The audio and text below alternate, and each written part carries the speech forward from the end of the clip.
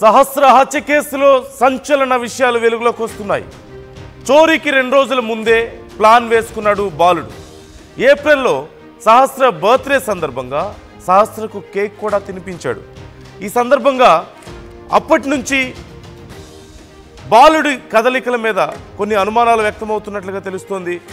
సహస్ర కేసుకు సంబంధించి పోలీసులకు సైతం సంచలనంగా మారింది ఈ విషయం. సహస్ర కేక్ తినిపిస్తూ ఫోటో తీసుకున్నాడు బాలుడు. ఈ నెల 18న సహస్ర ఇంట్లో బ్యాట్ చోరీకి ప్రయత్నించాడు. బ్యాట్ తీసుకొని వస్తుండగా సహస్ర చూడడంతో సహస్రను అత్యంత దారుణంగా హత్య చేశాడు. హత్య తర్వాత ఇంటికి వెళ్ళి కత్తిని కడిగి ఫ్రిడ్జ్ పై పెట్టేశాడు బాలుడు. రక్తపు మరకలంటిన బట్టలు వాషింగ్ మిషన్లో వేసేశాడు. తర్వాత ఏం తెలియనట్లుగా హత్య జరిగిన ప్రదేశానికి బాలుడు భయంగా వెళ్ళాడు. బయటకు కనిపించకుండా 4 రోజులు జాగ్రత్త పడ్డాడు. ఒక సాఫ్ట్వేర్ ఇచ్చినటువంటి సమాచారంతో ఆ బాలుడు పట్టుబడినట్లుగా తెలుస్తోంది. పోలీసులకు పట్టుబడిన సమయంలో కూడా పొంతన లేని సమాధానాలు చెప్పాడు.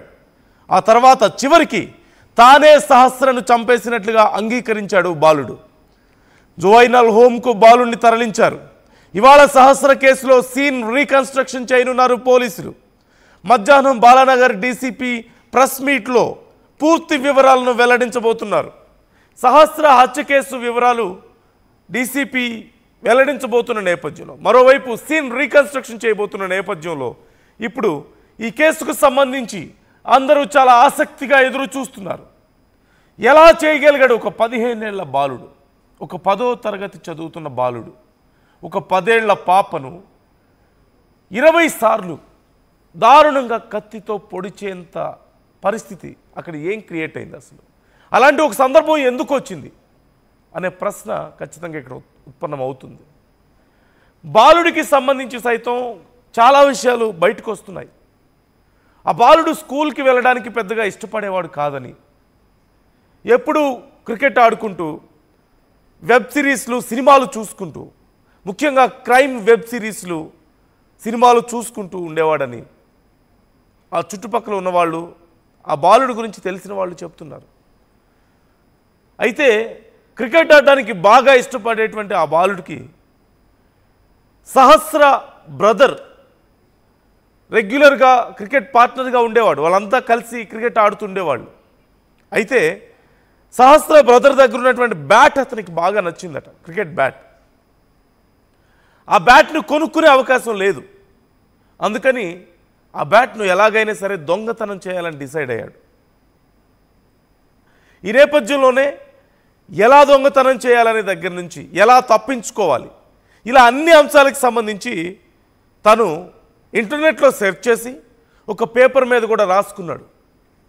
ఆ తర్వాత సహజంగా రోజు సహస్ర తన బ్రదర్ ఇద్దరు స్కూల్కి వెళ్తారు కాబట్టి, సహస్ర తల్లిదండ్రులు పనికి వెళ్తారు కాబట్టి, ఆ సమయంలో వెళ్తే ఇంట్లో ఉన్నటువంటి బ్యాట్ను ఈజీగా చోరీ చేయొచ్చు అని డిసైడ్ అయ్యాడు.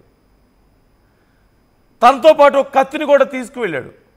ఆ ఇంటి తాళం తీయడం కోసమని కత్తిని తీసుకువెళ్ళాడు. అది కూడా ఇంటర్నెట్లో సెర్చ్ చేసినట్లుగా తెలుస్తోంది. ఇంటి తాళం ఎలా తీయాలి అనేది సెర్చ్ చేసి ఒక చిన్న కత్తిని తీసుకొని తన జేబులో పెట్టుకొని వెళ్ళాడు. కిచెన్ నైఫ్ని ఇంట్లోకి వెళ్ళే ప్రయత్నం చేశాడు. తీరా ఇంటి దగ్గరికి వెళ్ళి డోర్ దగ్గరికి వెళ్ళి చూసేసరికి ఇంట్లో సహస్ర టీవీ చూస్తూ కనిపించింది. అప్పుడు ఏం చేయాలో అర్థం కాక ఖచ్చితంగా ఎలాగైనా ఆ బ్యాట్ను తీసుకువెళ్ళాలి అని భావించి నెమ్మదిగా డోర్ ఓపెన్ చేసుకొని, సహస్ర టీవీ చూడడంలో మునిగిపోయిన సమయంలో నెమ్మదిగా డోర్ ఓపెన్ చేసుకొని లోపలికి వెళ్ళాడు. బ్యాట్ తీసుకున్నాడు. బ్యాట్ తీసుకొని బయటికి వస్తున్న సమయంలో ఒక్కసారిగా చిన్న అలజడైంది. ఆ డోర్ సౌండ్ ఏదో అయింది.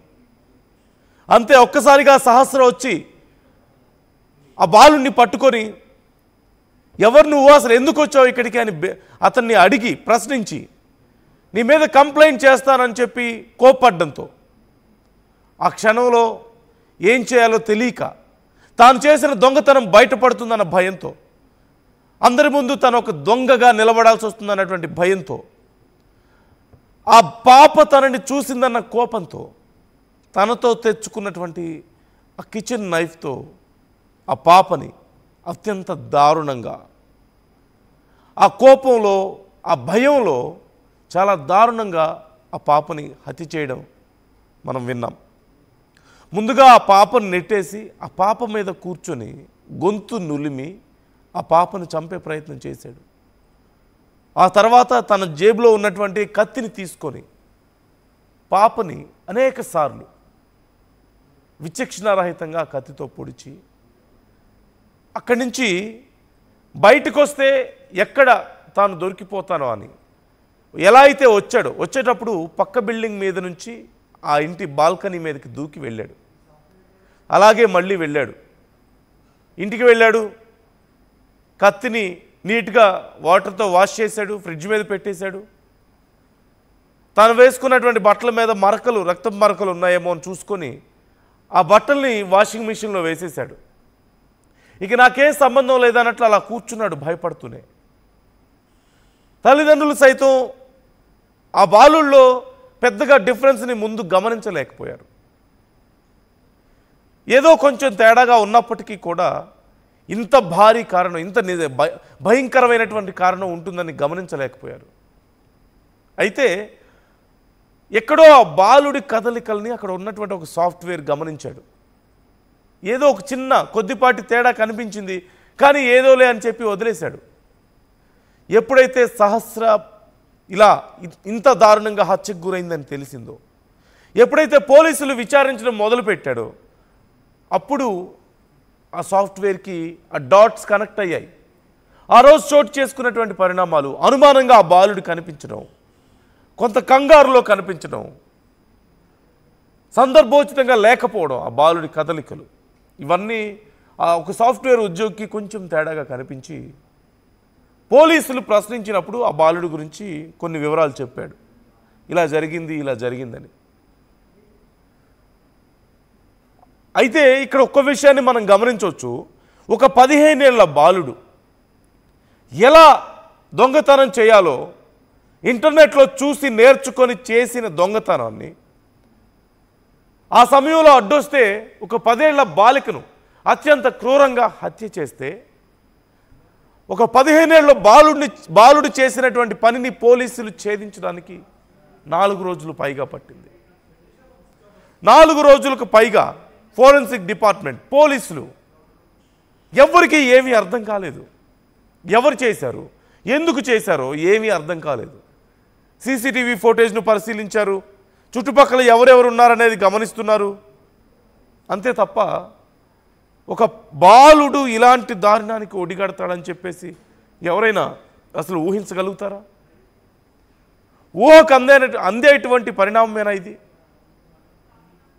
కానీ ఒక బాలుడు ఇలాంటి ఏదో కదలికలు డౌట్ఫుల్గా ఉన్నాయి, ఏదో తేడాగా ఉన్నాయని ఒక సాఫ్ట్వేర్ ఇంజనీర్ చెప్తే ఆ బాలుడిని అదుపులోకి తీసుకున్నారు సైలెంట్గా. ఆ బాలుడిని అదుపులోకి తీసుకున్న విషయాన్ని బయటికి చెప్పలేదు పోలీసులు. ఎందుకంటే ఒకవేళ ఆ బాలుడిని కనుక అదుపులోకి తీసుకున్న విషయం బయటికి చెప్తే, ఆ బాలుడి మీద అనుమానాలు వస్తే, ఆ బాలుడు ఒకవేళ నిజంగా ఆ హత్య చేయలేదని తర్వాత తెలిసినప్పటికీ కూడా ఆ బాలుడిని ఆ చుట్టుపక్కల వాళ్ళు అలాగే అనుమానంగా చూస్తారేమో, ఆ బాలుడు అవమానంగా ఫీల్ అవుతాడేమో అన్న కారణంతో పోలీసులు ఎవరు బయటికి చెప్పలేదు ఈ విషయాన్ని. అందులోనూ మైనర్ 15 ఏళ్ల బాలుడు. అయితే ఆ బాలుడిని ప్రశ్నిస్తున్నప్పుడు కూడా ఆ బాలుడు పొంతనలేని సమాధానాలు చెప్పాడు. ఇక్కడ చాలా ఇంట్రెస్టింగ్ విషయం ఏంటంటే, 4 రోజుల పాటు విచారణ జరుగుతున్నప్పుడు పోలీసులందరూ అక్కడికి వచ్చినప్పుడు, ఫోరెన్సిక్ డిపార్ట్మెంట్ అక్కడికి వచ్చి మొత్తం ఆధారాలు సేకరిస్తున్నప్పుడు ఆ బాలుడు అక్కడే ఉన్నాడు. అంతా చూస్తున్నాడు ఏం జరుగుతుందో, పోలీసులు ఏమేమి వెతుకుతున్నారు, ఎలా వెతుకుతున్నారు అన్నీ వాళ్ళ పక్కనే ఉండి చూస్తున్నారు. కానీ ఎవ్వరూ ఏది పసిగట్టలేకపోయారు.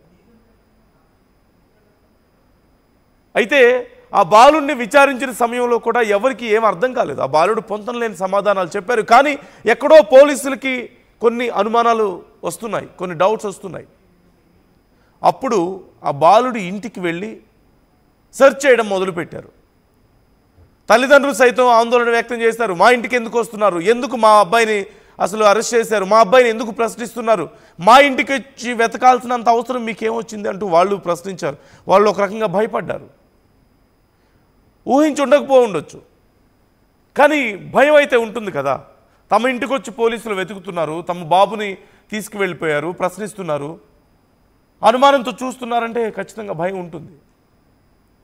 కానీ అంతా వెతగ్గా చివరికి ఒక బుక్లో, ఒక పేపర్ మీద, అదిగో స్క్రీన్ మీద మీరు చూస్తున్నటువంటి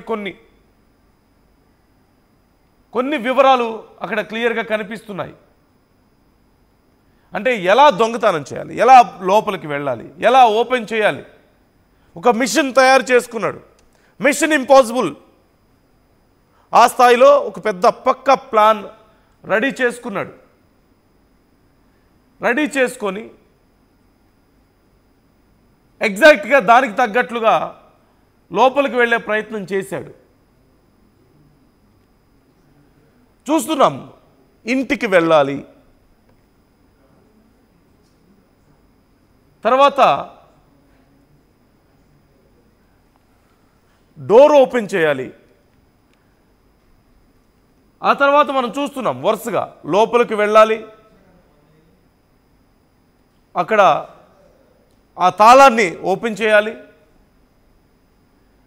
ఆ నైఫ్ ఎలా క్యారీ చేయాలి, ఆ లాక్ని ఎలా కట్ చేయాలి, ఆఫ్టర్ కటింగ్ ద లాక్ అంటూ రాసుకున్నాడు. Take money and look for home అంటూ ఒకదానికొకటి, అంటే 1 by 1 ఎలా స్టెప్ బై స్టెప్ రాసుకున్నాడో మనకు క్లియర్గా తెలుస్తుంది అక్కడ. అవన్నీ కూడా ఇంటర్నెట్ చూసి తాను ఒక మిషన్ ఇంపాసిబుల్ రేంజ్లో రాసుకున్నటువంటి వివరాలు మనకు అక్కడ క్లియర్గా కనిపిస్తున్నాయి.